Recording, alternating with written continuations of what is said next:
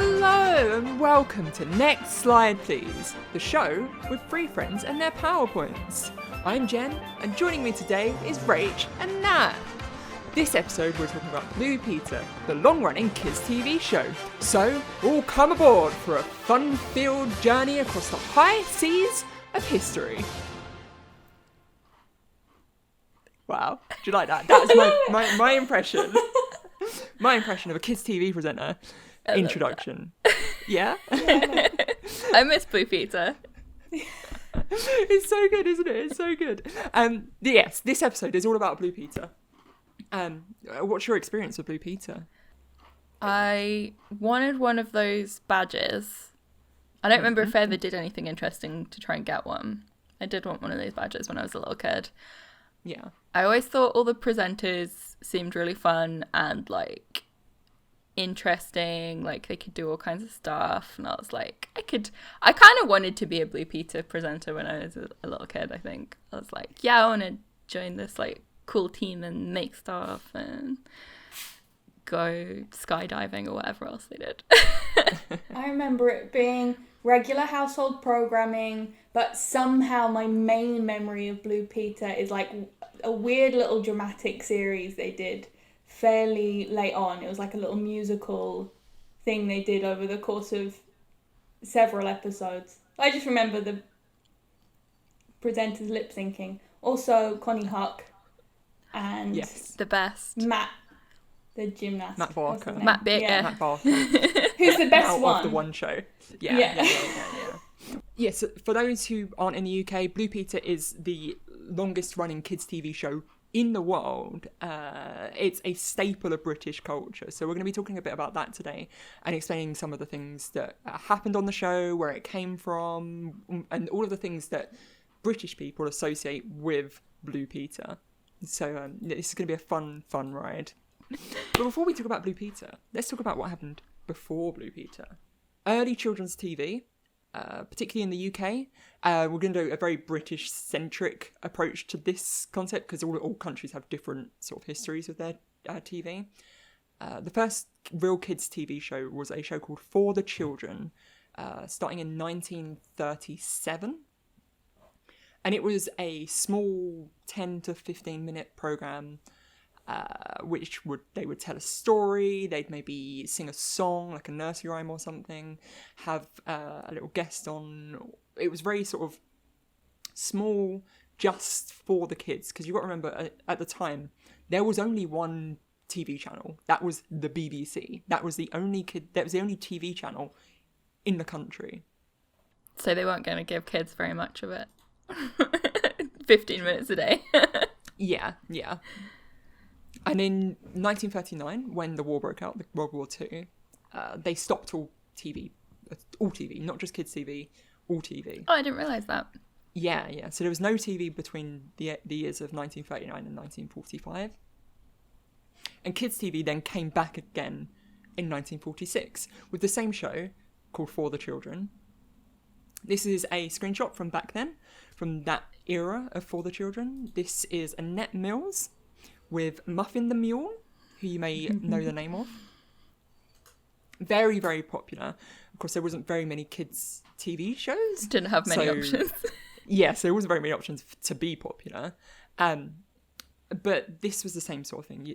You should have a chat with Muffin the Mule and then maybe sing a song, do a little dance and the like. Kids TV started to grow over the 40s and 50s. With a few drama programs, variety stuff like telling stories or singing a song or whatever. A lot of the story-based stuff was puppet based. So like Muffin the Mule. You also had things like Andy Pandy. You may recognise the name of. Here comes Andy Pandy and Loopy Loo, happy as they can. Yeah. Know all the songs. Bill and Ben, the Flower Pot Men, you may know of. Bill and Ben, the Flower Pot Men. Don't mind us. Little brothers. And you may also know of a character called Sooty. I'm a big fan of Sooty. Can you hear that? I know what you're doing. It's Sooty! I Sooty! Right, would you like to say anything to the boys, girls, and envies? Yeah, Sooty says hello to all of the boys, girls, and envies. Hello, Sooty. Say hello back. Sooty. Sooty was a popular kids puppet and is still going today, obviously. Aren't you really fantastic? You're a magician, aren't you? Do you have any questions for Sooty? How did Sooty get to be so clever? Hang on, Sooty can't actually hear you because he doesn't have any headphone in. Let me put the headphone in. Can you ask the question again? Sooty, how did you get to be so clever? He went to school and listened to his teachers, is what he says. Oh, well done, Sooty. So Sooty's got to go say goodbye now. Say goodbye, Sooty. Say goodbye to Sooty. Bye, Bye, Sooty. That was enjoyable. That was a fun little tangent, wasn't it? What an amazing guest. I'm so glad we're having guests on this show now. Yeah, so that was the sort of the state of British TV, particularly British kids TV. In the 50s, you had BBC One, BBC Two, and ITV, so there was a bit more scope for kids TV. And so as they were looking to commission kids TV programmes for the afternoons, along came the TV producer John Hunter Blair, looking a little bit like a serial killer in this photo, I would admit. It's very serious face. He does look a little bit like a serial killer. I'm pretty certain he isn't a serial killer. I'm pretty sure. Though I can't, don't quote me on that, but I think he's not a serial killer. And he wanted to get commissioned a TV show, a magazine kids TV show. And he was looking for a name. And his wife suggested Blue Peter, based on the flag of the Blue Peter. You can see that here on the bottom left of the screen. It's like a white flag with a blue sort of inside outline thing in the middle. That's a rubbish flag. It is a bit of a rubbish flag. That's a really rubbish flag. It's a flag which boats import when they're in port, docked up. And they fly this flag just before they're about to leave, like they've got a few more hours before they're going to leave the port. And it signals to all of the people who work on the boats, so the seamen and the like, they know that they've got to get back onto their boat soon, or it's going to move without it. So it's a motivating, we're about to set off. Yes. Come back or you're going to be left in port. And presumably then you're not going to get paid. And you're also going to be stuck in a port that you don't live in. So, John Hunter Blair, he decided to make this show, call it Blue Peter, a magazine show, a show where they basically did anything and everything. He got the first two Blue Peter presenters in 1958, called Christopher Trace and Layla Williams.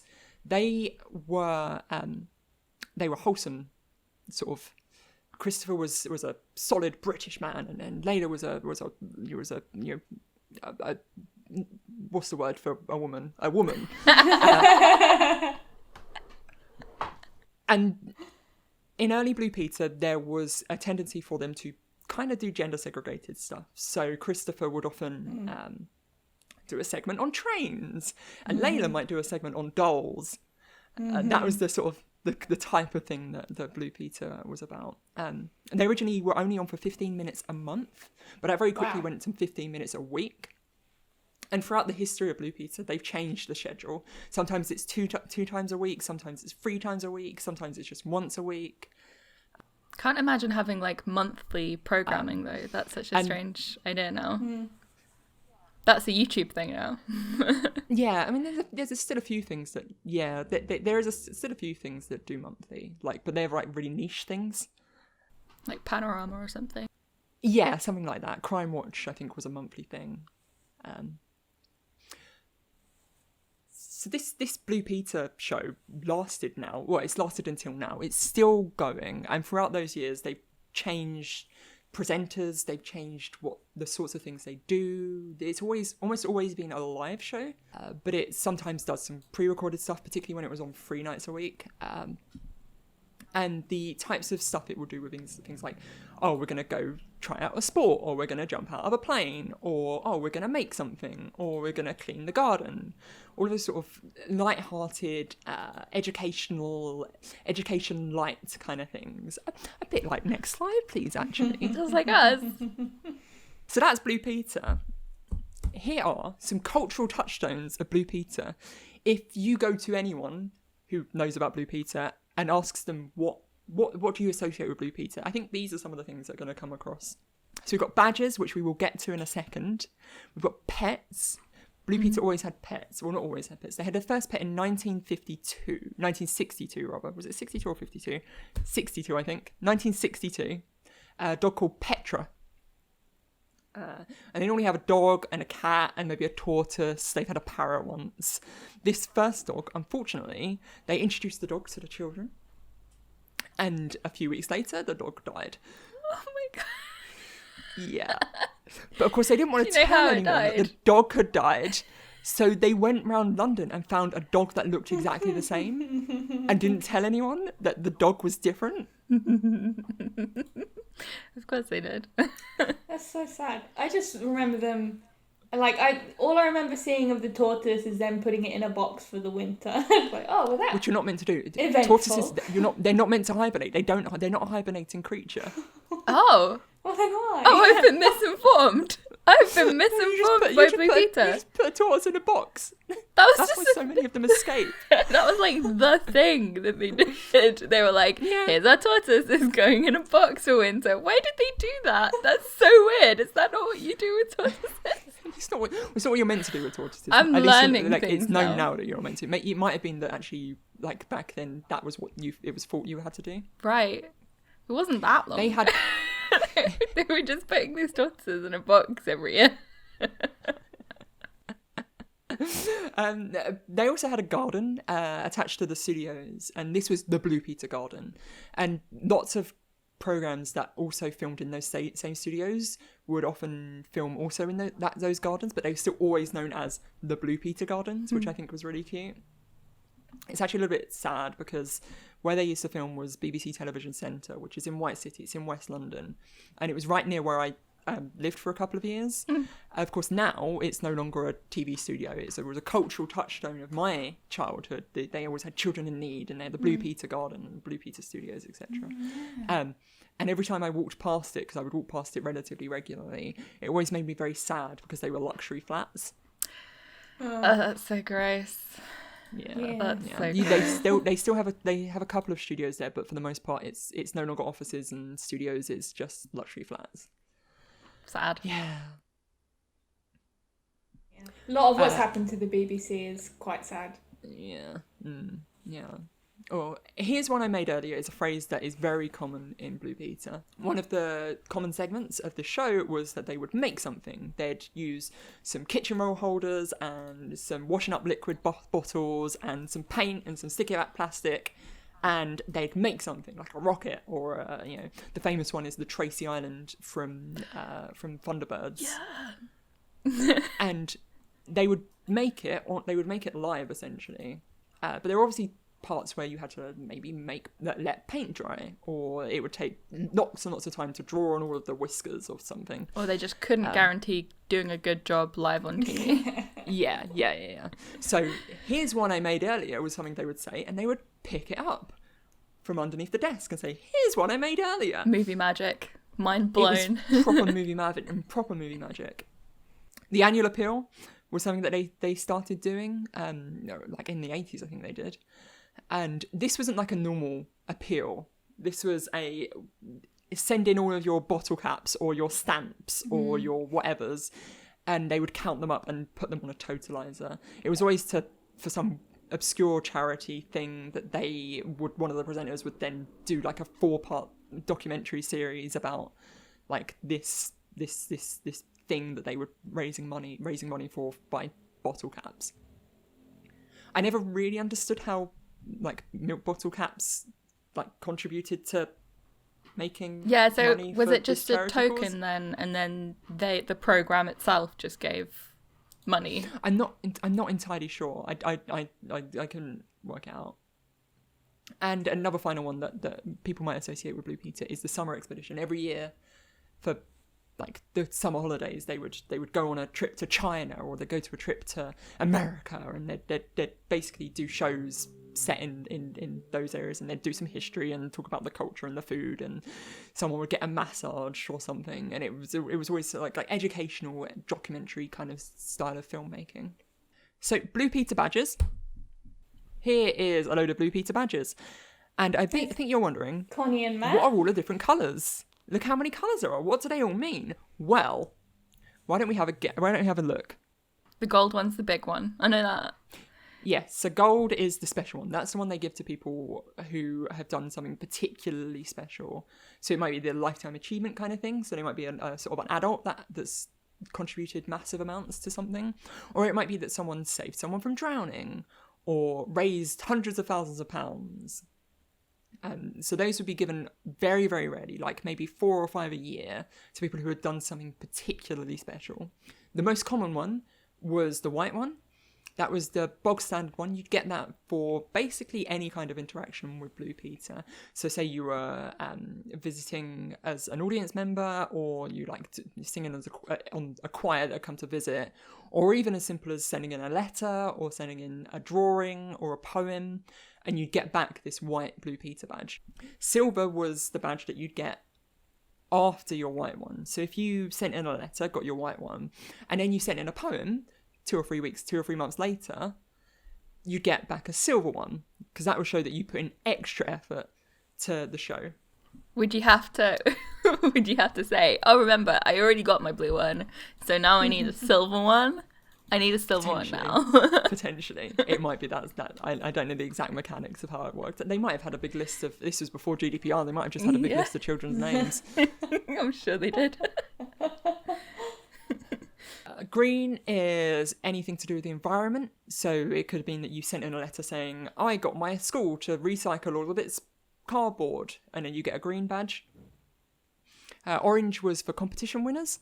There's a special sports one. You can see the one that looks a bit like a medal. That's for doing something to do with sports. So you might write in a letter saying, I got first in my 100 metres dash at school. No hope of that one. And then you get the sports one. Purple was the fan club. And obviously gold was the special one that they gave to people who had done particularly well. I'm just these frosted tips, you know. These presenters are my era. This is like 1999 to 2004, I think. These are the ones I remember as well. Yeah. Is it Simon? Is that? That's what I was going to say. Yeah, I think so. Yeah, he is Simon, I think. And she was the woman underneath him is Liz, I think. Right. I say I think. I did watch an episode of Blue Peter from that era in preparation for this, and it was incredibly nostalgic. Yeah. She was pregnant. So she was pregnant. Oh. And as they were sort of doing the sort of the hello and welcome, blah, blah, blah, she literally lifted up her top and showed her bare belly and was like, oh, look at the baby coming. You know what I'm saying? Literally lifting her shirt up. It was a bit much for kids' TV. Nah, they got to see it sometime. So it's not all roses for Blue Peter. Let's talk about some controversies. Yeah. Yeah. We've got time for 2 controversies. So pick your controversy. Nat, Rach, you have a controversy each you can choose. And Cocaine and a punching a wall. We got to hit that one, haven't we? Cocaine and punching a wall. So, the lovely face staring back at us is Richard Bacon, who in 1997 was a Blue Peter presenter. And of course, Blue Peter presenters, they're in their 20s, they're young, they might be free and single, and they're also on a TV presenter's salary. So, you're in London, you're young, you've got quite a bit of money, what are you going to do? It's the 90s, you're going to go out. You're going to go out on a Friday night, on a Saturday night, aren't you? And unfortunately for Richard Bacon, he was caught by one of the newspapers snorting a load of cocaine and eventually punching a wall. This was a heinous crime for a Blue Peter presenter to do, and was an enormous scandal in 1998, to a point where literally the the head boss of the BBC had to do a statement to all of the children. She literally had to stand in, sit in front of a camera and give a statement to a load of children saying, "We're very sorry about what Richard did. What he did was very wrong, and he has been fired." Oh no, those poor kids! They don't deserve that. But it was an enormous scandal because obviously this was a stick to beat the BBC with for the newspapers. Right. And to be fair, if you are a kids' TV presenter, particularly a kids' TV presenter on a show like Blue Peter, it's probably not a great look to be snorting cocaine and punching a wall. Punching a wall. Oh, he went on to do like radio and stuff, didn't he, Richard Bacon? Yeah. So he's not lost his career. He does like not adult TV, but you know what I mean. He does TV for adults. Controversy 2. Which one do you want? I want to see buying the Blue Peter badges. That sounds very controversial. But I do remember the premium rate phone line. Actually, I remember that being a controversy as well. Just like scamming kids, basically. But like, I want to hear the buying the Blue Peter badges. Well, one of the things that you got when you had a Blue Peter badge was it enabled you to have free entry to lots of zoos, museums, maybe private parks or palaces, the sort of thing that you might go to like the National Trust for. Having a Blue Peter badge meant that as a child you could get in for free. Now, anything that has any kind of monetary value like that is going to cause some sort of illicit trade is going to happen because of that. And people were selling either the Blue Peter badges that they got as a child or making counterfeit Blue Peter badges that they would sell on eBay and make a tidy profit from, because you sell them for a tenner and that person can go to a zoo and get in for free. Which is, if you've got a kid and you don't have the money, that could be quite a big thing to help them get to these sorts of things. This is a massive scandal, obviously, because the newspapers like an opportunity to bash the BBC, particularly in the past. And you can't let kids get stuff for free. That would be terrible. Yeah. And eventually the BBC had to change the policy of when you got a Blue Peter badge, you also got a certificate with it, saying that this was a legit badge and enabling you to, and it applied to this particular person. This is really interesting for my next presentation that I'm doing about crypto art. The cocaine is more interesting for my next presentation that I'm doing about the history of pharmaceuticals. So that's all the time we've got for controversies. There are 2 more. If you want to Google them, there are some fantastic stories online about what these controversies are all about. I can think of a couple of other controversies as well. I'm going to Google socks. Yeah, I mean, there's been loads of controversies. Loads of controversies with Blue Peter, because of course it has. Yeah. It's been running for 60 years. Of course it's got some controversies. Anyway, that is the end of this presentation. Can I do the song? The song? That played already. That's the music that was playing when I was doing the intro. Okay. But before we talk about Blue Peter, let's talk about what happened